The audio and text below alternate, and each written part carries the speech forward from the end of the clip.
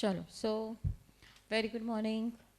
Last test आजची question number 26 घ्या. Geography question number 26. ठीक आहे. पहिला प्रश्न, पृथ्वीच्या थरांचे बाह्य थरापासून अंतर्गत थराकडे असणारे विलगतेचे योग्य क्रम लावा. ठीक आहे. हे पृथ्वीच्या अंतरंगातनं फ्रेम झालेला क्वेश्चन आहे. राईट. विलगतालाच आपण इंग्लिशमध्ये म्हणतो डिसकंटिन्युटी. ठीक आहे. कारण जसं आपल्याला माहिती आहे की जसं आपली ही पृथ्वी आहे, भूपृष्ठापासून जेव्हा तुम्ही केंद्राकडे जातात ना, आपण म्हणतो ना की काही गुणधर्म बदलत जातात. जसं घनता, तापमान, खडकांचे प्रकार बदलत जातात. तर ज्या भागामधनं जिथे संक्रमण क्षेत्र येतो, ज्या भागातनं हे गुणधर्म बदलतात त्यालाच आपण काय म्हणतो, विलगता किंवा डिसकंटिन्युटी. राईट. त्याचे सगळ्यात पहिले आता बघा असे थर आहेत. 3 मेन थर आपण काय बघतो. एक तर शिलावरण, जिथे आपण राहतो फिरतो, हा पृथ्वीचा भूकवच किंवा याला आपण लिथोस्फिअर म्हणतो किंवा याला शिलावरण म्हणतात किंवा याला क्रस्ट म्हणतात. राईट. त्याच्यानंतर मधला थर आहे ज्याला आपण मराठीमध्ये म्हणतो प्रावरण, इंग्लिशमध्ये म्हटलं जातं मेंटल. आणि आतला जो थर आहे याला आपण कोर, गाभा किंवा याला निफे पण म्हणतात. निफे बिकॉज कारण इथे कोणते मूलद्रव्य जास्त आहे, निकेल आणि फेरस, म्हणून याला निफे म्हणून पण ओळखलं जातं. राईट. आता या थरांचे पण अजून उपथर पाडले जातात. जसं क्रस्ट जो आहे, राईट, त्यात सियाल आणि सायमा. कारण सियाल, सिलिका आणि ॲल्युमिनियम हे दोन मूलद्रव्य इथे ह्या ठिकाणी जास्त असतात. त्याच्यानंतर सायमा, सिलिका आणि मॅग्नेशियम, तर असे थर आहेत. तर जिथे आता सियाल आणि सायमा, ठीक आहे, या दोघांच्या दरम्यान जी संक्रमण क्षेत्र येतो की जिथून सियाल संपतो आणि सायमा सुरू होतं, तर त्या संक्रमण क्षेत्राला आपण काय म्हणतो, विलगता, डिसकंटिन्युटी. राईट. तर पहिलं तुम्हाला इथे जेव्हा आपण बघतो ना, तर सगळ्यात पहिली कोणती विलगता येते, कॉन्ड्रेड. कोणती येते, कॉन्ड्रेड विलगता. राईट. यस. त्याच्यानंतर आहे कोणती येणार, मोहोरोव्हिसिक. कोणती येते, मोहोरोव्हिसिक किंवा त्याला मोहो डिसकंटिन्युटी पण आपण म्हणतो. यस. त्याच्यानंतर आहे गुटेनबर्ग आणि त्याच्यानंतर आहे लेहमन. ओके. तर हे तुम्हाला लक्षात ठेवायचं आहे. हे क्रम लक्षात ठेवणार. तर पहिलं आहे कॉन्ड्रेड, त्याच्यानंतर आहे त्याच्यानंतर ब आणि ड. तर option 2 is the answer. Clear. चलो त्याच्यानंतर नेक्स्ट क्वेश्चनकडे जाऊयात. खालीलपैकी अयोग्य विधान ओळखा. अयोग्य, इनकरेक्ट स्टेटमेंट. ठीक आहे. आता इथे बघणार, औष्मिक सिद्धांत, उष्मा सिद्धांत हॅले या खगोलशास्त्रज्ञाने मांडला. पहिले तर हे दोघं जे सिद्धांत दिले नाही ना, हे दोघं सिद्धांत it is related to the formation of monsoon. मॉन्सूनच्या निर्मिती संबंधी हे सिद्धांत आहे. तर औष्मिक सिद्धांत हे कोणी दिले, हॅले यांनी. ते हे काय सांगते, हे बरोबर आहे हा सिद्धांत जसं आपण बघतो आहोत. तर हे काय सांगते तुम्हाला, हॅले काय म्हणतो की जे पण आपण म्हणतो ना मॉन्सूनची जी निर्मिती आहे, त्याने सांगितलं होतं ही मॉन्सूनची निर्मिती कशामुळे होते, जमीन आणि पाणी हे दोघांचे जे तापण्याचे प्रमाण जे आहेत. कारण जमीन जेव्हा तापते त्यावेळेस पाणी कसं असतं, शीत असतं, तेवढं तापलेला नसतं. म्हणून पाण्याच्या ठिकाणी म्हणजे समुद्राच्या ठिकाणी थंड असेल, शीत असेल, दाब कसं असेल, जास्त असेल. आणि जमीन अतिशय जास्त तापलेली असेल. राईट. तिथे दाब कसं असेल, कमी. तर वारे कसे वाहतात, जास्त दाबाकडून कमी दाबाकडे. आणि हे बहुतेक कधी बघायला मिळतं, उन्हाळ्यामध्ये. बघा जगामध्ये 2च ऋतू आहे, पण आपल्याकडे 4 महिने पाऊस पडतो, म्हणून आपण इकडे एक पावसाळा, मान्सून असं पकडतो. राईट. आणि तेच जेव्हा दक्षिण गोलार्धात हिवाळा असतो त्यावेळेस आपल्याकडे उन्हाळा असतो. आता ज्यावेळेस आपल्याकडे हिवाळा यायला लागेल, खाली उन्हाळा असेल दक्षिण गोलार्धामध्ये. राईट. आता हिवाळ्याच्या वेळेस विरुद्ध परिस्थिती होऊन जाणार, जमीन थंडी, बरोबर, आणि त्या मानाने पाणी उष्ण. राईट. वारे कसे व्हायला लागतील, जमिनीकडून समुद्राकडे. तर यालाच आपण म्हणतो परतीचे वारे, असं हे हॅले यांनी सांगितलं होतं. यस. वायुराशी सिद्धांत किंवा गतिशील सिद्धांत फ्लॉन यांनी मांडला. आता हा सिद्धांत काय सांगतो की तुम्हाला माहिती आहे की आपली ही जी पृथ्वी आपण काढतो, विषुववृत्त जो भाग आहे, लक्षात ठेवा, याला आपण अजून काय म्हणतो, ITCZ, इंटरट्रॉपिकल कन्व्हर्जन्स झोन, विषुववृत्त. आणि इथे कमी दाबाचा पट्टा आहे. यस. आणि ह्या कमी दाबाच्या पट्ट्याकडे वरतून आणि खालून दोघीकडनं, आपण लास्ट लेक्चरमध्ये मी तुम्हाला डिस्कशनमध्ये सांगितलं होतं की इथनं जास्त दाबाकडून ह्या कमी दाबाकडे वारे येतात. इथे दोन खालून पण येणारे वारे आणि वरतून पण येणारे वारे इथे काय होतात, सम्मिलित होतात. तर यांच्या स्थानवरचा पण परिणाम कुठे होत असतो, मॉन्सूनवर. ठीक आहे. ITCZ, कारण उन्हाळ्यामध्ये ITCZ हा कमी दाबाचा पट्टा वरती सरकलेला असतो. जेवढा हा पट्टा वरती सरकेल तेवढी मान्सूनचे वारे काय होतात, तीव्र आतमध्ये खेचली जातात. राईट. ओके. चलो. सो आता नेक्स्ट क्वेश्चनकडे जाऊयात. Question number 28. खालील दिलेल्या नकाशावरून महाराष्ट्राचा कोणता प्रशासकीय विभाग आहे, हा कोणता आहे, अमरावती, यस. आता इथे अमरावती आहे. इथे जिल्हे सांगा मला आता कोणते कोणते जिल्हे दिसत आहेत तुम्हाला. हा कोणता जिल्हा येणार? बुलढाणा, बरोबर है ना. यस. हा कोणता आहे? अमरावती. ओके. हे यवतमाळ, बरोबर. आणि हे वरचं अकोला आणि खाली आहे वाशिम. क्लिअर? 5 जिल्हे. ओके. सो हे आहे अमरावती विभाग. ओके. त्याच्यानंतर आता नेक्स्ट योग्य जोड्या लावा. आता इथे आता हे दिले आहेत तुम्हाला कारक आणि त्यांच्यामुळे निर्माण होणारे भूरूप दिलेले आहेत. हिमनदी. हिमनदीच्या कार्यामुळे, आता हिमनदी एक कार्य करते अपक्षरण, तर त्याच्या कार्यामुळे इथे काय तयार होते? ड्रमलिन. काय तयार होतात? ड्रमलिन्स आहे ते. आलं लक्षात? हे टुलमिन नाही आहे, ते प्रिंटिंग मिस्टेक आहे. That is drumlin. याला इंग्लिशमध्ये ड्रमलिन म्हणतात, मराठीमध्ये हिमोडगिरी म्हणतात. राईट. ओके. वाऱ्याच्या कार्यामुळे काय तयार होते? बारखन. बारखन हे काय आहे? एक प्रकारचं वालुकागिरी, सँड ड्यून्स आहे. राईट. ते हे वाऱ्याच्या निक्षेपण कार्यातून निर्माण होणारा भूरूप आहे. राईट. बारखन. नदीच्या कार्यामुळे डोंगर बाहू. आलं लक्षात? डोंगर बाहू म्हणजेच काय असतात? याला आपण इंटरलॉकिंग स्पर्स पण म्हणतो. हे नदीच्या युवा अवस्थामध्ये तुम्हाला बघायला मिळेल. आलं लक्षात? युवा अवस्थामध्ये डोंगर बाहू. आणि सागरी लाटांमुळे आखात. काय तयार होते?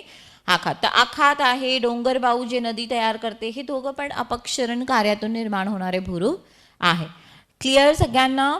कमॉन. याचं उत्तर काय येणार मग? Option 3 is the answer. Next आता योग्य जोड्या लावा. एकाकडे देश दिले आणि एकाकडे शेती. ही पण कोणत्या प्रकारची शेती आहे? स्थलांतरित शेतीचा प्रकार आहे. Shifting cultivation.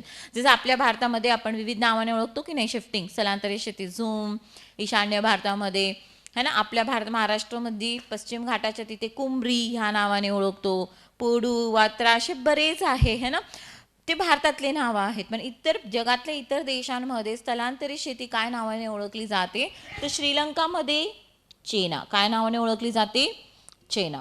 कांगो हे कुठे आलं? आफ्रिका खंडामधला भाग आहे. कांगो हा देश पण आहे. ठीक आहे. तर त्या भागामध्ये मेसोलिक ह्या नावाने ओळखलं जातं. मध्य अमेरिका रोका. ठीक आहे. आणि ब्राझीलमध्ये काय नावाने ओळखली जाते ही शेती? एक मिनिट. ब्राझीलमध्ये रोका आणि मध्य अमेरिकामध्ये मेल्पा. क्लिअर सगळ्यांना? ओके. सो हे लक्षात ठेवायचं. रे हे व्हिएतनाममध्ये ओळखलं जातं. रे हे कोणत्या देशात? व्हिएतनाम. तर याचं उत्तर काय येणार? Option 2 is the answer. ठीक आहे. Next question. खालीलपैकी अयोग्य नसलेले विधान निवडा. अयोग्य नसलेले म्हणजे योग्य विधान. राईट. बघा, एक असंच लक्षात ठेवा. एक्झाममध्ये या छोट्या छोट्या गोष्टी लक्षात ठेवायच्या आहेत, जी आपण म्हणतो ना नंतर की सिली मिस्टेक झाल्यात. तर बऱ्याचदा तुम्ही फक्त अयोग्य विधान विचारलं असं करून उत्तर देऊन येतात. तर इथे काय दिलं? अयोग्य नसलेला म्हणजेच योग्य. राईट. महाराष्ट्राची घनता 1950-51 मध्ये 104 होती. यस, बरोबर आहे. भारताची सर्वाधिक घनता बिहारमध्ये आहे. यस. बघा, राज्यांचा विचार केला तर बिहार, पण एकंदरीत भारताचा विचार केला तर सर्वात जास्त घनता कुठे आहे? केंद्रशासित प्रदेश दिल्ली. कुठे आहे ते? दिल्लीमध्ये सर्वात जास्त आहे. राईट. ती आहे 11,320 दर चौरस किलोमीटरला एवढे लोक राहतात. राईट. आणि त्याच्यानंतर येते चंदीगड. चंदीगड पण काय आहे? केंद्रशासित प्रदेश. ठीक आहे. तिथे जास्त. पण राज्याचा विचार केला तर बिहार. हे बरोबर आहे. राईट. आता राज्यात विचारलं इथे. भारतात सर्वात कमी घनता अरुणाचल प्रदेश 17 इतकीच आहे. यस. महाराष्ट्रात 1960-61 मध्ये 229 इतकी घनता होती का?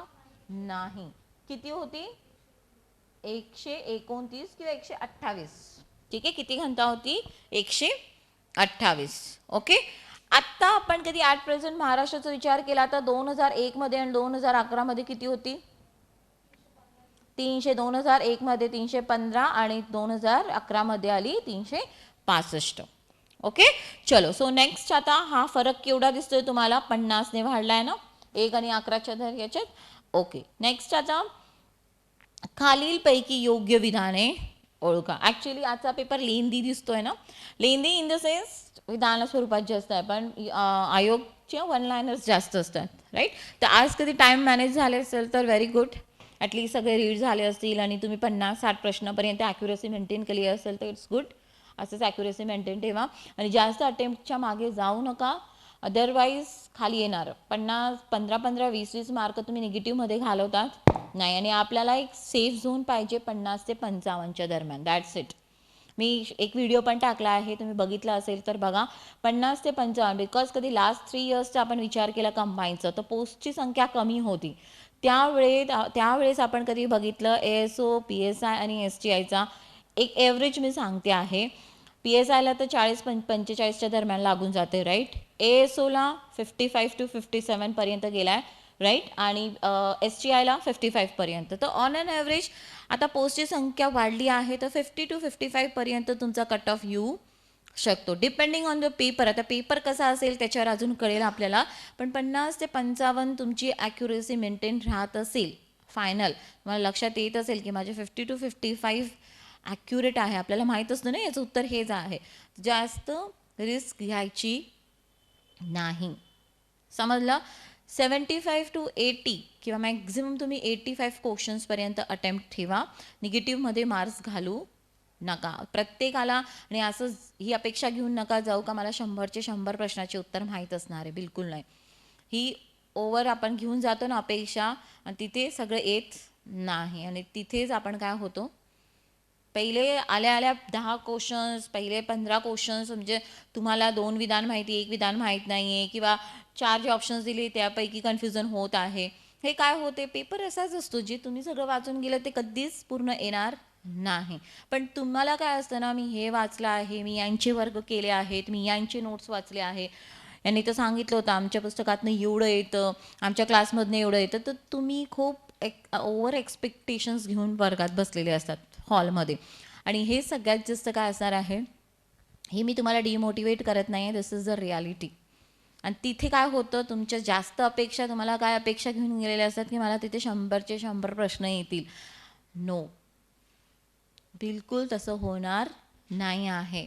सो बॅलन्स्ड न्यूट्रल मोडमध्ये जा, जसा पेपर येईल मी करेल, मी एवढा अभ्यास केला आहे, एवढे डिस्कशन्स ऐकले आहेत, एवढे पेपर टाईम मॅनेजमेंटला वेळ दिला आहे, तर त्याच्या शुअर मी लॉजिकली उत्तर कधी नसेल माहिती तरी इलिमिनेशन मेथड रेफर करेल, फॉलो करेल, लॉजिक लावेल माझं कधीतरी डोक्याला. पाठ केलेलं होणार नाही ना तिथे. सो असं जातो मी. खूप जास्त एक्सपेक्टेशन्स घेऊन जाऊ नका. तुम्हाला वाटत असेल की मॅम डिमोटिवेट करते, but this is not a demotivation, this is the reality. मला तुम्हाला आभासी फुगा बनवायचा नाही आहे. नाहीतर हॉलमध्ये बसतात, पेपर येतात, स्पिन टुचते आणि तिथेच बलून होस, तसं व्हायचं नाही आपल्याला, समजलं. So be real.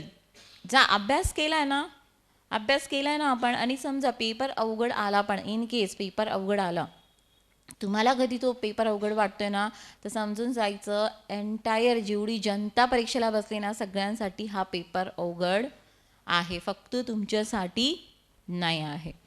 त्यावेळेस डिसिजन घ्यायचं मला अटेम्प्ट्स किती ठेवायचे आहे, समजलं. पेपर सोपा गेला आहे तर जास्त अजून हवेत उडायचं नाही की अरे मग सिली मिस्टेक्स होतात, हे वाक्य तुम्ही वाचत नाही, अयोग्य योग्य फटाफट करायच्या मागे असतात. कधी तुम्हाला पेपर सोपा वाटतो आहे तर पूर्ण जनतेला तो पेपर काय आहे, सोपा आहे. त्यावेळेस पण आपण बघायचं माझी ॲक्युरेसी किती आहे, समजलं आहे.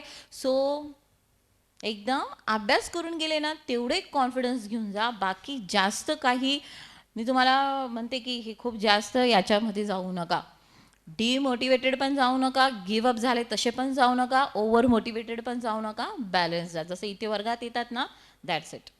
समजलं, क्लिअर सगळ्यांना. हेच बेसिक गोष्टी आहे, बाकी काय नाही. जस्ट स्ट्रॅटेजीज फॉलो करायची गरज नाही. वर्षभरात 2 वर्षभरात जे अभ्यास केलं तीच मेथड 8 दिवसामध्ये 5 दिवसामध्ये काहीसुद्धा आपल्यात फरक होत नाही. कोणी काय सांगितलं लगेच त्याच्या मागे पळू नका. पोस्ट लिमिटेड असते, लक्षात ठेवा.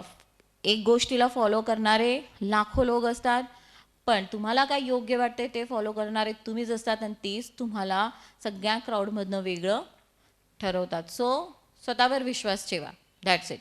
ठीक आहे, चलो. सो आता पुढे बघा, खालील योग्य विधाने ओळखा. वृक्ष लागवड अभियानाला 2010 पासून सुरुवात झाली. कमॉन, कधीपासून सुरुवात झाली आहे ही? 2012 पासून. वृक्ष लागवड अभियान हा अभियान काय आहे ना की तुम्हाला आपल्या महाराष्ट्रात 100 कोटी जे झाडं आहेत ते काय करायची आहे, लावायची आहे. आणि हे युजली रेनी सीझनमध्ये घेतला जातो हा अभियान, राईट. 2012 मध्ये, म्हणजे हे चुकीचं आहे. हरित सेना अभियानाला 8 जुलै 2016 पासून ठाणे येथे सुरुवात झाली. हे बघा तारीख बरोबर आहे पण ठाणे नाही, ही कुठून सुरुवात झाली होती, पुणेमधनं. याचं उद्दिष्ट काय ना हरित सेनाचा की वनक्षेत्र वाढवायची, काय आहे, वनक्षेत्र वाढवायचे. संत तुकाराम वनग्राम योजना 2007ची आहे. यस है ना. वन आणि वन्यजीवचा महत्व काय आहे याची जागरूकता, याचं अवेअरनेस क्रिएट करण्यासाठी हा अभियान आहे. सामाजिक वनीकरण 1981ला सुरुवात झाली, बरोबर आहे. 81मध्ये, हे पण बरोबर आहे. सामाजिक सोशल फॉरेस्ट्री याच्यामध्ये काय ना की जे पडीक जमीन आहे तिथे वनं लावायची, किंवा प्रायव्हेट लँड्स असतील खाली पडलेले असतील तिथे झाडं वनं लावायची, हे आहे सोशल फॉरेस्ट्री. क्लिअर. तर इथे योग्य विधाने कोणती आहे, फक्त क आणि ड हे योग्य आहेत. Option 4 is the answer, right. आता नेक्स्ट स्थानिक वारे या विषयी योग्य पर्याय निवडा. ठीक आहे. फॉन हे शीत वारे असून ते अल्प्स पर्वत भागात वाहतात. हे बघा फॉन हे अल्प्स पर्वत भागातच वाहतात पण ते शीत नाही आहे, ते उष्ण आहे. जसं आपण बघा तुम्ही हे चिनूक ऐकले आहेत, चिनूक, राईट. चिनूक आहे, उष्ण वारे आहेत, रॉकेसच्या तिथे वाहतात आणि हे तिथलं बर्फ जे साचलेलं असतं, हिम साचलेलं असतं त्यांना वितळतात म्हणून याला आपण हिमबक्षी म्हणतो. तसेच फॉन वारे आहेत, हे पण उष्ण वारे आहेत, अल्प्सवर वाहतात बट ते उष्ण आहे म्हणून हे काय होतं तुमचं चुकीचं ठरतं, राईट. मध्य आशियात लोएस मैदानची निर्मिती कारापुरम या उष्ण वाऱ्यामुळे झाली आहे. यस, चायनाच्या त्या भागामध्ये हे तयार झालेले आहेत लोएसचे मैदान. यस. झोंडा यांना उष्ण फॉन असे म्हणतात. हे वारे अर्जेंटिनाच्या पश्चिमेस अंडी पर्वताच्या खाली मैदानाकडे वाहतात. यस, झोंडा अर्जेंटिना त्या भागामध्ये हे वाहतात, हे पण काय आहे, उष्ण वारे आहेत, राईट. सो 33चं काय उत्तर येणार आहे मग तुमचं ब आणि क. Option 3 is the answer, right. स्थानिक वारे बघा कंबाईनच्या लेवलला तुम्हाला एवढं डिटेल नाही विचारू शकतात. कंबाईनच्या लेवलला तुम्हाला कोणते वारे कोणत्या देशात वाहतात, जोड्या लावा, विसंगत पर्याय निवडा, शीत आहे का उष्ण आहे याच्यावरनं विसंगत पर्याय असं विचारला जाऊ शकतो, किंवा हिमबक्षी कोणते आहेत, किंवा लाल पाऊस देणारं ब्लड रिंग्स ज्याला आपण म्हणतो, हे कोणते वारे देतात, कोणते, मिस्ट्रल जे सारा वाळवंटामधनं तयार होऊन उष्ण, मग हे कुठे जातात, भूमध्य समुद्रामधनं बाष्प घेतात, वाळू बाष्प, आणि इटालीमध्ये हे पाऊस देतात. तर ह्या पावसामध्ये लाल रेती असते ना त्याच्यामुळे हा रंग दिसतो, लाल रंगाचा पाऊस दिसतो म्हणून याला आपण ब्लड रेन्स म्हणतो, राईट. तसंच डॉक्टर वारे कोणाला म्हणतात, हर्मॅटन. कोणाला म्हणतात, हर्मॅटन. हर्मॅटन हे डॉक्टर, हे पण उष्ण आणि कोरडे वारे आहेत, राईट. हे पण सहारा वाळवंटावरनं गिनीच्या आखाताकडे वाहत असतात, राईट. तर अखाती प्रदेशात खूप सारी आर्द्रता असते ना, जास्त ह्युमिडिटीमुळे त्या भागात त्यावेळेस काय असतं, एकदम रोगाट वातावरण तयार झालेलं असतं, ह्युमिडिटी जास्त असते. पण जसेच हे वारे येतात हर्मॅटन, हे वारे शुष्क असतात ना, ड्राय, ते काय करतात, सगळी ह्युमिडिटी ॲब्झॉर्ब करून देतात आणि हवामान कसं करतात, क्लिअर, म्हणून यांना काय म्हणतो आपण, डॉक्टर वारे. तर असं कधी विचारलं तर अजून लक्षात ठेवणार, राईट. चलो नेक्स्ट, आता नकाशा दिलेला आहे, अभयारण्य आणि उद्याने विचारलेले आहे तुम्हाला, राईट. तर हे काय आहे, कोणता असणार, कर्नाळ, राईट. त्याच्यानंतर ब काय येणार इथे, जायकवाडी, राईट. यस. त्याच्यानंतर क नायगाव आणि हे आहे नवेगाव. तर option 3 is the answer, clear. चलो, सो खालील विधानांचे वाचन करून अयोग्य नसलेले पर्याय निवडा. अगेन अयोग्य नसलेले, करेक्ट स्टेटमेंट विचारलं आहे, राईट. यस. आणि हे बघा, हे जे अभयारण्य उद्याने आहेत हे तुमचं तोंडपाठ असतं बरं का, म्हणून इथे जास्त डिस्कशन करण्यात काही अर्थ नाही, ठीक आहे. ओके. नायगाव हे काय आहे, नवेगाव काय आहे, राष्ट्रीय उद्यान आहे. यस, ठीक आहे, हे लक्षात ठेवणार. कर्नाळा पक्षी अभयारण्य आहे, आपल्या महाराष्ट्रातला हा पहिला पक्षी अभयारण्य आहे, राईट. तर हे लक्षात ठेवणार. जायकवाडी अगेन इथे पण पक्षी अभयारण्य तुम्ही म्हणू शकतात, कारण बॅकवॉटर्स असल्यामुळे इथे स्थलांतरित पक्षी बरेच येतात, है ना. सो हे लक्षात ठेवा. नायगाव काय, इथे पण अभयारण्य आहे. यस, ठीक आहे. चलो, सो आता पुढचं, खालील विधानां चे वाचन करून अयोग्य नसलेली पर्याय निवडा. अयोग्य नसलेली, राईट. मराठवाडा येथे नांदेड जिल्ह्यात आर्कियन प्रकारचा खडक आढळतो. Yes, Archaean.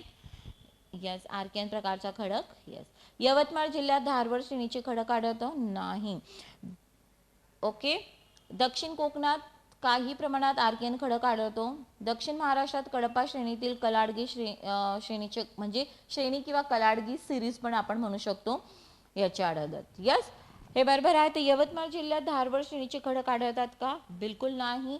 बघा, धारवड श्रेणीचे खडक आपल्या महाराष्ट्रात कुठे आढळतात? भंडारा, लिहून घ्या तुम्ही, नागपूर आणि सिंधुदुर्ग.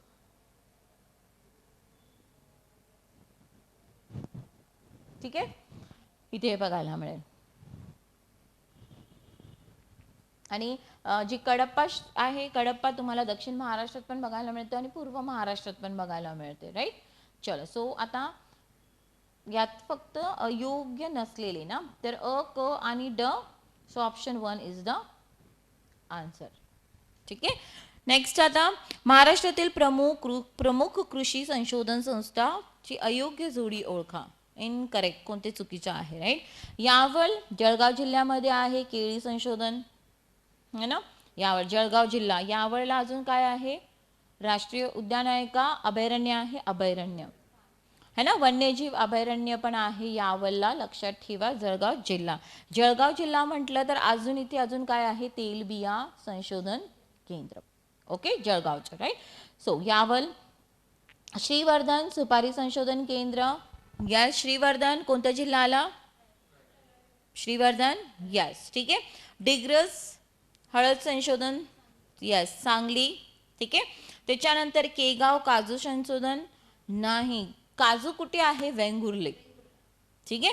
आणि केगावला काय? सोलापूरमध्ये आहे ते केगाव डाळिंब संशोधन केंद्र, राष्ट्रीय डाळिंब संशोधन केंद्र. आणि काजू संशोधन कुठे आहे? वेंगुर्ल्याला. तर ड हे चुकीचं येतं, तर option 1 is the answer, right.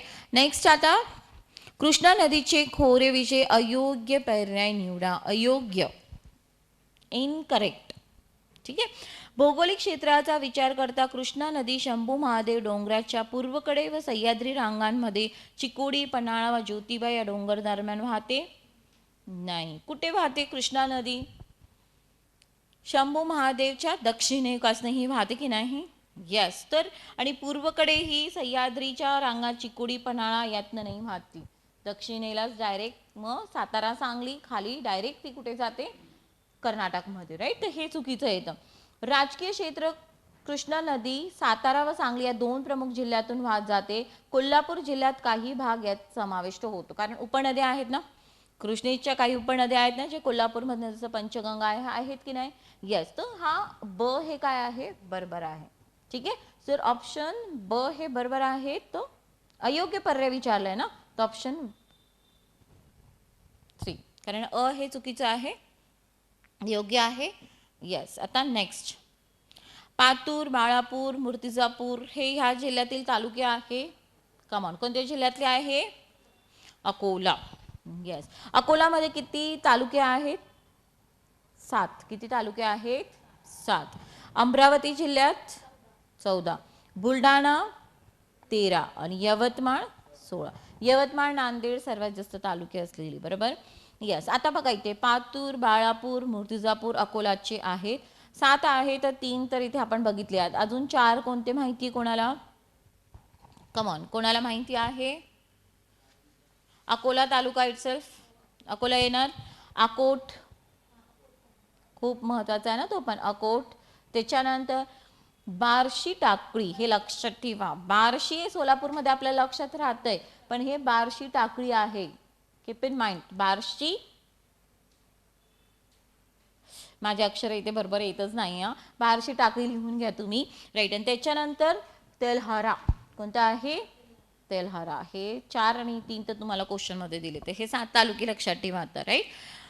Okay, चलो नेक्स्ट. आता ज्वालामुखीच्या उद्रेकास खालीलपैकी कोणते घटक कारणीभूत असतात? उद्रेकास पृथ्वीच्या अंतरंगातील दाब. यस.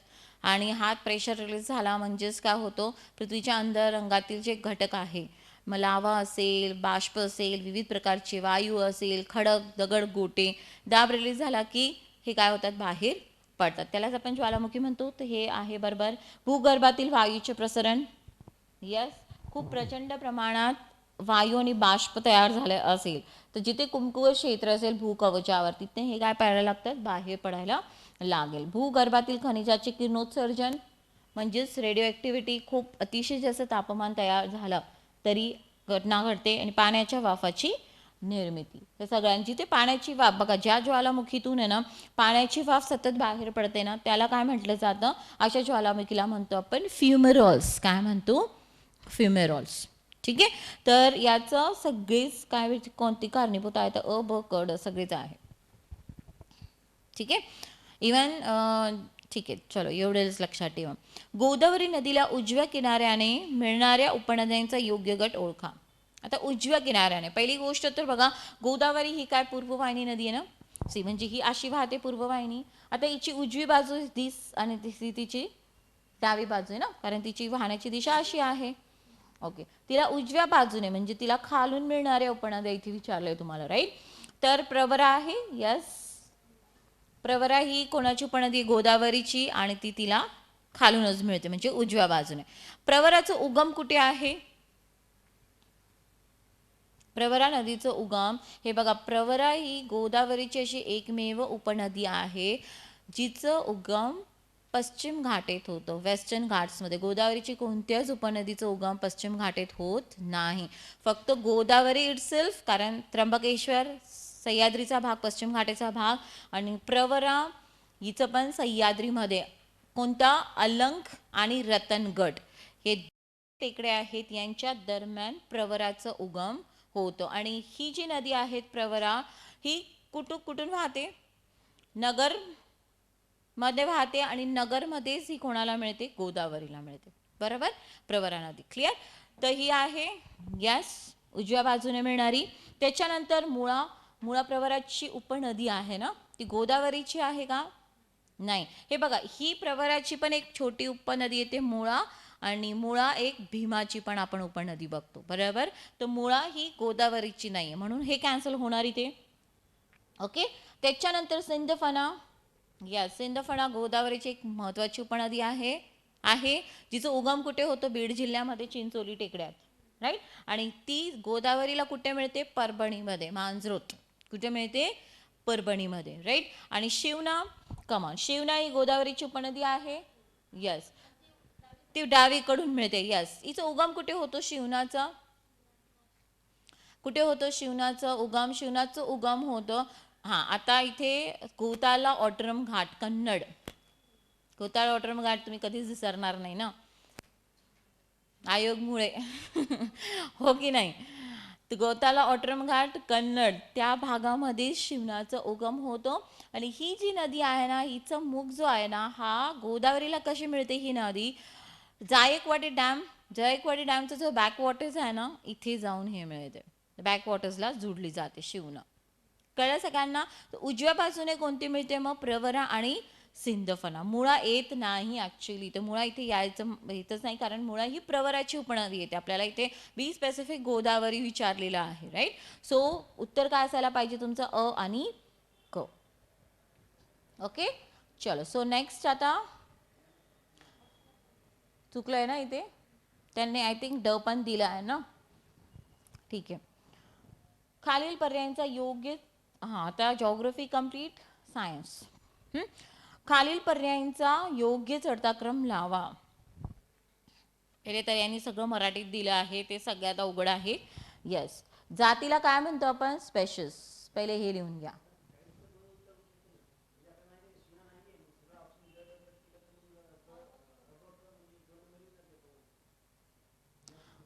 अच्छा, असं केलं तुम्ही, म्हणजे मुळाला तुम्ही गोदावरीची पकडून का,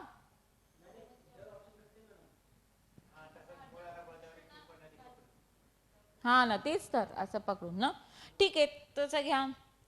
पण कसं आहे ना, मुळा ही नाही, इथे तुम्हाला स्पेसिफिक गोदावरी विचारलंय ना तुम्हाला, ठीक आहे. आता असं करा, असं पण केलं तर चालेल, म्हणजे इथे उत्तरच नाही आहे तर तुम्ही तिकडे गेले असाल, जसं समजायचं आयोगने विचारलाय हा प्रश्न.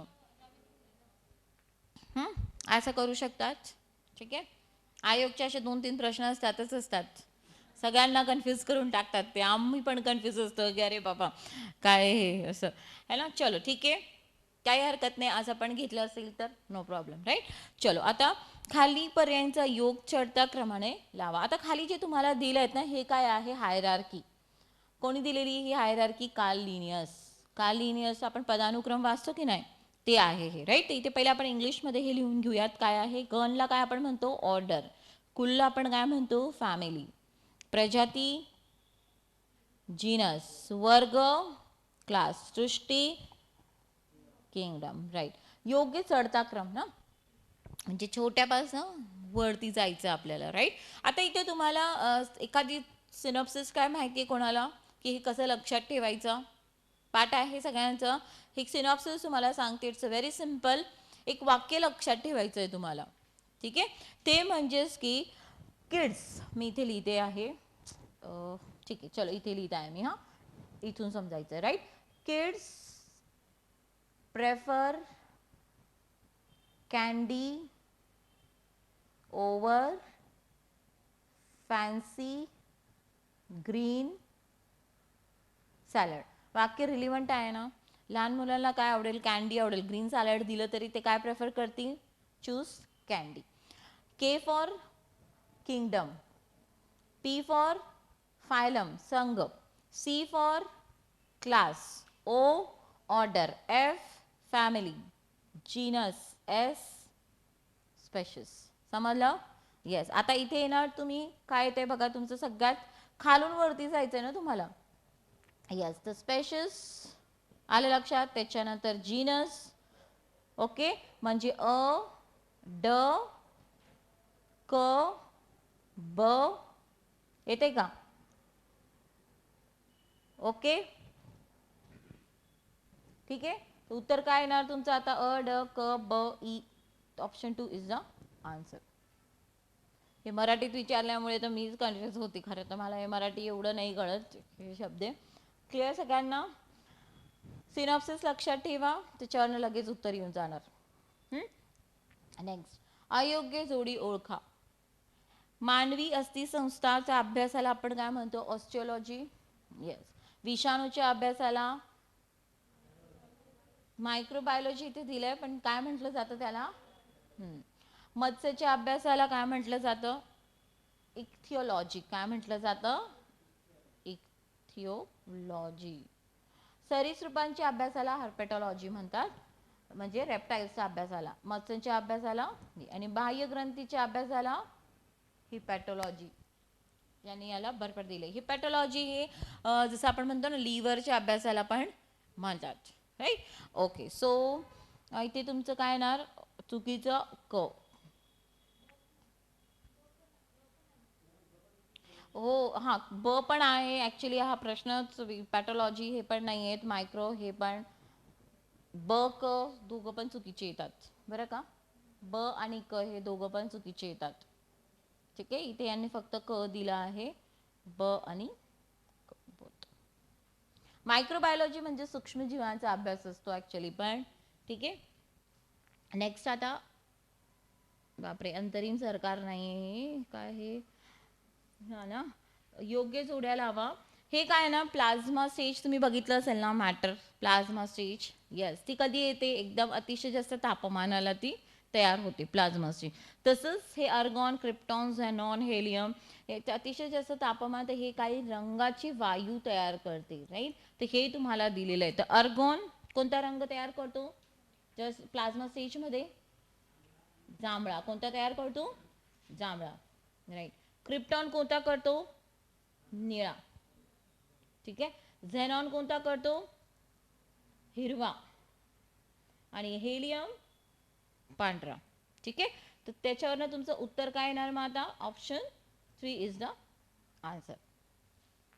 नेक्स्ट आता अणूमधील प्रोटॉन्सच्या किंवा इलेक्ट्रॉन्सच्या संख्येला अणुअंक म्हणतो. यस, ठीक आहे. एक असं इथं डायरेक्ट फॉर्म्युला आपण घेऊयात. आपण असं लिहितो की नाही, A to Z असं. एक्स म्हणजे मूलद्रव्य, ए म्हणजे काय असतंय? ॲटॉमिक मास, आणि झेड असतं ॲटॉमिक नंबर, अणु क्रमांक. आणि अनुक्रमांक काय असते कधी पण ॲटॉमिक नंबर काय असतं ॲटममधली प्रोटॉन्स किंवा इलेक्ट्रॉन्सची संख्या कोणाची पण संख्या का कारण ते सारखेच असते जेवढे प्रोटॉन्स असतील तेवढेच इलेक्ट्रॉन्स पण असतात बरोबर यस तर अणूमधील प्रोटॉन्सची किंवा इलेक्ट्रॉन्सची संख्येला अणुअंक म्हणतो यस राईट अणुअंक हा एस या अक्षराने दर्शवतात का नो कोणत्या अक्षराने दर्शवतात झट राईट इलेक्ट्रॉन्सचे वस्तुमान खूपच जास्त असल्याने अणुवस्तुमान मोजताना फक्त प्रोटॉन्स व इलेक्ट्रॉन्स यांचे वस्तुमान गृहीत धरतात वस्तुमान खूप आहे का इलेक्ट्रॉनचा बिलकुल एकदम नेग्लिजिबल आहे म्हणून फक्त कोणाचा वस्तुमान धरला जातो फक्त प्रोटॉन्सचा धरला जातो ॲटॉमिक मास काढत असताना ॲटॉमिक मास जेव्हा आपण काढतो त्यावेळेस काय घेतो प्रोटॉन्स प्लस न्यूट्रॉन्सची संख्या बरोबर यस तर इथे काय विचारलंय तुम्हाला योग्य कोणते आहे तर काय येणार याच्यावर मग योग्य फक्त काय येणार बघा इलेक्ट्रॉनचं वस्तुमान खूपच जास्त असतं आहे का नो हे चुकीचं ठरतं की नाही म्हणून फक्त उत्तर काय येणार तुमचं ऑप्शन ए हे योग्य आहे क्लिअर चलो आता नेक्स्ट क्वेश्चन खालील सामान्य सूत्र योग्य वाचन करून त्यांचा गट कोणता आहे तर हा कोणता गट आहे कीटॉन्स कोणता गट आहे हा कीटॉन्सचा ग्रुप आहे राईट नेक्स्ट आता खालील पर्यायातील एक पेशीय प्रजनन करणारे सजीव ओळखा पहिले तर एक पेशीय कोणती सजीव आहे हे ओळखायचे तुम्हाला पहिले बघा एक पेशीय सजीव कोणत्या सृष्टीमध्ये बघायला मिळतात तुम्हाला एक तर मोनेरा आणि प्रोटिस्टा या दोन किंगडमचे सजीव काय आहे एक पेशी आहेत बरोबर ठीक आहे आता मोनेरा अमिबा प्रोटिस्टाचा येतो यस म्हणजे हे बरोबर आहे पॅरामोशियम प्रोटिस्टा प्लॅनेरिया हा प्लॅटी हेल्मेंथिस है ना प्लॅटी हेल्मेंथिस ह्या फायलमचा सजीव आहे ना प्लॅनेरिया म्हणून हे चुकतं हे नाही येणार हायड्रा नाही येणार हे पण yes Kinwat east yes Kinwat तुम्हाला माहिती आहे किनव फंगाय मधला फक्त एक पेशी सजीव कोणता आहे ईस्ट किनव म्हणजे हे आलं यस युग्लिना प्रोटिस्टाचा आहे यस स्पायरोगायरा नाही शैवाळमध्ये आपण घेतो याला स्पायरोगायरा म्हणजे हे पण नाही येणार बहुपेशीय यस म्हणजेच बघा प्लॅनेरिया हायड्रा आणि स्पायरोगायरा हे नाही आहे तर उत्तर तुमचं अ ब ई ई तर तुमचं उत्तर काय यायला पाहिजे ऑप्शन 3 इज द आन्सर ठीक आहे यस आता गुणसूत्रांची संख्या विचारली तुम्हाला बरोबर गुणसूत्रांची संख्या क्रोमोझोम्स ठीक आहे यस बटाटामध्ये केवढे आहेत क्रोमोझोम्सची संख्या किती असते ठीक आहे चलो सो मानव 46 पेअर्स आपण बघतो ना 23 यस तर याच्यावरनं पण तुमचं उत्तर लगेच आलं असेल मानवाचे तर तुम्हाला पाठच असेल त्याच्यावरच तुम्ही उत्तराकडे आले की नाही ऑप्शन 2 इज द आन्सर खेकडा 200 गोलकृमी 4 गोलकृमी म्हणजेच राऊंड वर्म्स ठीक आहे नेक्स्ट खालील विधानपैकी अयोग्य विधान निवडा अयोग्य 7 एप्रिल जागतिक आरोग्य दिन म्हणून ओळखला जातो बरोबर आहे ना 7 एप्रिल आता येईलच ठीक आहे वर्ल्ड हेल्थ ऑर्गनायझेशन हे करतंय यस ठीक आहे त्याच दिवशी स्थापना झाली होती ना त्याच्यामुळे 7 एप्रिल हे जागतिक आरोग्य दिन म्हणून ओळखला जातो पोलिओ या रोगाचे भारतातून 27 मार्च 2000 रोजी निर्मूलन झाले यस काही थोडेफार पेशंट्स भेटले पश्चिम बंगाल त्या भागामध्ये पण होऊने आपल्याला सर्टिफाईड केलं की तुमचं निर्मूलन झालेलं आहे पोलिओचं राईट यस 1 डिसेंबर जागतिक एड्स दिवस असतो यस है ना HIV डे यस 1 डिसेंबरला तर अ ब क हे सगळे योग्य आहे तर यापैकी एक पण अयोग्य नाही आहे ठीक आहे एड्स बघा एड्स काय आहे एड्स आणि HIV एड्स हे कोणापासून होतो HIV human immuno deficiency virus हा व्हायरस काय करतो ना इम्युनो डेफिशियन्सी म्हणजे जी पण इम्युनिटी असते ना याला कमी करत जातो आणि इम्युनिटी कमी होते म्हणजे इतर आजार यांना लगेच कॅच होतात अशा पेशंटला आणि म्हणून यांची प्रकृती जी पण असते हेल्थ काय होते ढासळत जाते राईट ठीक आहे नेक्स्ट आता जन्मापासून 6व्या आठवड्याला दिली जाणारी DTP पहिला डोस कोणत्या रोगाच्या रोगविरोधी म्हणून काम करते DTP नावच कळतं D diphtheria T tetanus P pertussis डांग्या खोकला म्हणतात मराठीत, पर्टिसेस. राईट. तर बघा डिप्थेरिया, टिटॅनस, डांग्या खोकला पण आहे, कावीळ नाही. ठीक आहे. धनुर्वात, पोलिओ यांची वेगळी आहे. राईट. तर काय यायला पाहिजे? अ आणि ब. तर ऑप्शन 4. कारण डी म्हणजेच डिप्थेरिया, टी म्हणजे टिटॅनस, पी म्हणजेच पर्टिसेस. क्लिअर. चलो त्याच्यानंतर आणि हे सगळे तिघ पण आजार काय आहे? जीवाणूजन्य आहे. डिप्थेरिया, टेटॅनस, पर्ट्युसिस तिघ पण जीवाणूजन्य आजार आहे, याच्यावर लस आहे. राईट. त्याच्यानंतर स्थिरांक, किमतीबाबत अयोग्य पर्याय निवडा. ठीक आहे. गुरुत्व स्थिरांक, यस. पृथ्वीचे वस्तुमान, गुरुत्व त्वरण, ॲक्सेलरेशन ड्यू टू ग्रॅव्हिटी एवढा आहे. पृथ्वीची त्रिज्या केवढी आहे? 6400 किलोमीटर्स. ठीक आहे. Yes, option 2 is the answer. हे खूप आयोग सारखं दिले त्यांनी बॉर्डर लाईनवर, 65 आणि 64 उत्तर 2 येणार. ठीक आहे. 6400 किलोमीटर एवढं काय आहे पृथ्वीचं रेडियस. राईट. नेक्स्ट, 500 ग्रॅम वजनाची एक सायकल 10 सेकंदासाठी 30 मीटर पर सेकंड एवढ्या गतीने गतिमान असल्यास सायकलवरचा प्रयुक्त होणारे प्रतिक्रिया बल किती आहे? राईट. आता हे विचारलंय तुम्हाला. येस, तर बल फोर्स विचारला आहे है ना. येस, तर फोर्सचा फॉर्म्युला काय माहिती तुम्हाला? Mass into acceleration. Right. Mass into acceleration. आता तुम्हाला इथे मास दिलेला आहे ना, 500 ग्रॅम्स, 500 kg ची सायकल आहे, मास दिलेला आहे. पण इथे ॲक्सेलरेशन दिलंय का तुम्हाला? नाही दिलेलं आहे. त्वरण दिलंय का? नाही दिलं. आता पहिले आपल्याला काय काढावं लागेल? ॲक्सेलरेशन, त्वरण काढावं लागेल. बरोबर. त्वरणचं आपण फॉर्म्युला काय घेतो? काय घेतो? चालू वेग जो असतो, राईट, ते आपण घेणार. तर काय घेणार आहे? अंतिम वेग आणि सुरुवातीचा वेग. आपण काय असणार आहे खाली?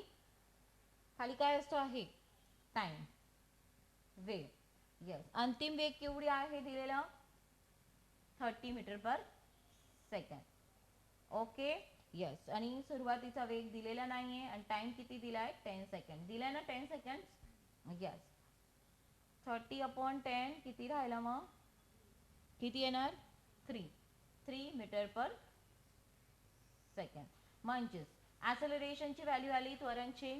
येस, आता इथे मास टाका. परत हा फॉर्म्युला घ्या. मास इंटू ॲक्सेलरेशन. मास किती दिलाय? 500 kg आणि ॲक्सेलरेशन किती घेतलाय? 1500. आलं लक्षात? येस, उत्तर काय येणार तुमचं? ऑप्शन 4. क्लिअर. नेक्स्ट, खालील विधानांपैकी योग्य नसलेले पर्याय निवडा. योग्य नसलेले. 20 हर्ट्झपेक्षाही कमी वारंवारता असणाऱ्या ध्वनीला श्रव्यातील ध्वनी असे म्हणतात. इन्फ्रासोनिक म्हणतो. येस, 20 हर्ट्झपेक्षा कमी असेल फ्रिक्वेन्सी तर त्याला आपण काय म्हणतो? इन्फ्रासोनिक. आणि 20,000 हर्ट्झपेक्षा जास्त असेल तर त्याला अल्ट्रासोनिक. बरोबर. हे इन्फ्रासोनिक आहे. अवश्रव्य म्हणजे इन्फ्रासोनिक ध्वनी वेल, मासे, हत्ती, गेंडा या प्राण्यांमार्फत हे आवाज काढले जातात. बरोबर आहे है ना. इन्फ्रासोनिक हे आवाज काढतात. ब पण बरोबर आहे. ध्वनीची तीव्रता जेव्हा 10 पटीने वाढते तेव्हा ध्वनीची पातळी 10 डेसिबलने वाढते. No, this is wrong. Statement is wrong. ही पूर्ण असं नसतं. ध्वनीचं प्रसारण हे स्वतःच्या कण करतात, परंतु ती त्याच मूळ जागेवर राहूनच. एनर्जी ट्रान्सफर होते, ते कण ट्रान्सफर होत नाही. कारण कण इथे मागे पुढे होत फक्त. आलं लक्षात? येस, तर हे पण बरोबर आहे. तर उत्तर काय काय विचारलंय तुम्हाला? योग्य नसलेले म्हणजे अयोग्य. तर अयोग्य फक्त काय आहे? क आहे. ते दिलेलंच नाहीये. तर क हे चुकीचं आहे, फक्त क.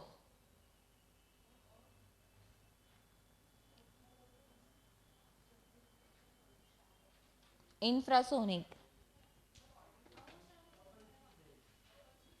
काय म्हणताय? पेक्षा कमी वारंवार श्रव्यातील ध्वनी.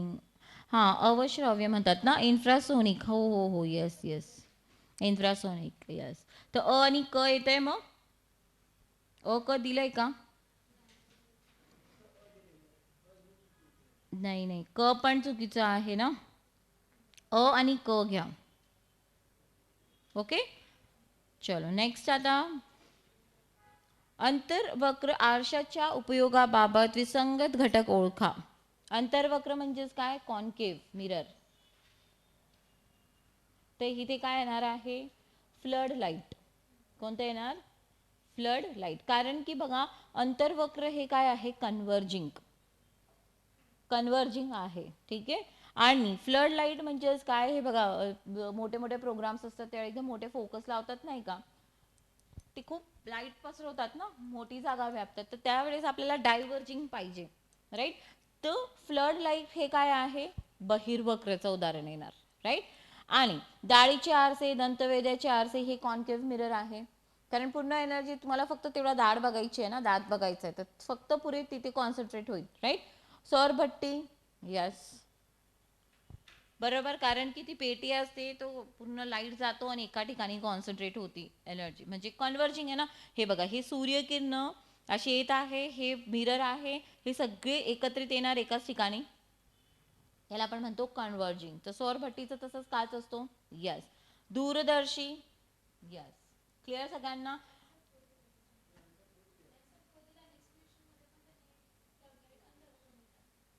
नाही फ्लड लाईट तर हे ना डायव्हर्जिंग मध्ये घेतो आपण राईट येस ठीक आहे तसंच घ्या बरोबर आहे. आता नेक्स्ट आता रबर पासून बनलेल्या टणक टायर्समुळे दळणवळण क्षेत्रात मोठी प्रगती झाली. नैसर्गिक रबरमध्ये खालीलपैकी कोणते पदार्थ मिसळल्यामुळे रबराला टणकपणा प्राप्त होतो. या प्रक्रियेला आपण काय म्हणतो रबरमध्ये जेव्हा सल्फर टाकतात ना गंधक टाकतात त्याला आपण म्हणतो वल्कनायझेशन. काय म्हटलं जातं याला वल्कनायझेशन. आणि त्याच्यामुळे टायर हा काय होतो टणक होतो. ठीक आहे तर गंधक टाकलं जातं काय टाकलं जातं सल्फर वल्कनायझेशन प्रोसेस म्हणतात. ठीक आहे आता योग्य जोड्या लावा. ठीक आहे योग्य जोड्या लावा. सिंकोना मलेरियासाठी. ठीक आहे सिंकोना हा झाड असतो ना त्याची जी साल असते ना बार्क ती वापरली जाते सिंकोना. सदाफुली कॅन्सरच्या उपचारासाठी यातला सदाफुलीमध्ये विनक्रिस्टिन हा एक घटक असतो तो कॅन्सरसाठी वापरला जातो. बेल बेल फळ माहिती आहे ना मोठे वृक्ष असतात. ठीक आहे बेलचे फळं कशासाठी वापरतात अतिसारावर इलाज आणि अडूळसा खोकला कफ दूर करण्यासाठी. ओके चलो नेक्स्ट आता नाही झाले क्वेश्चन्स ना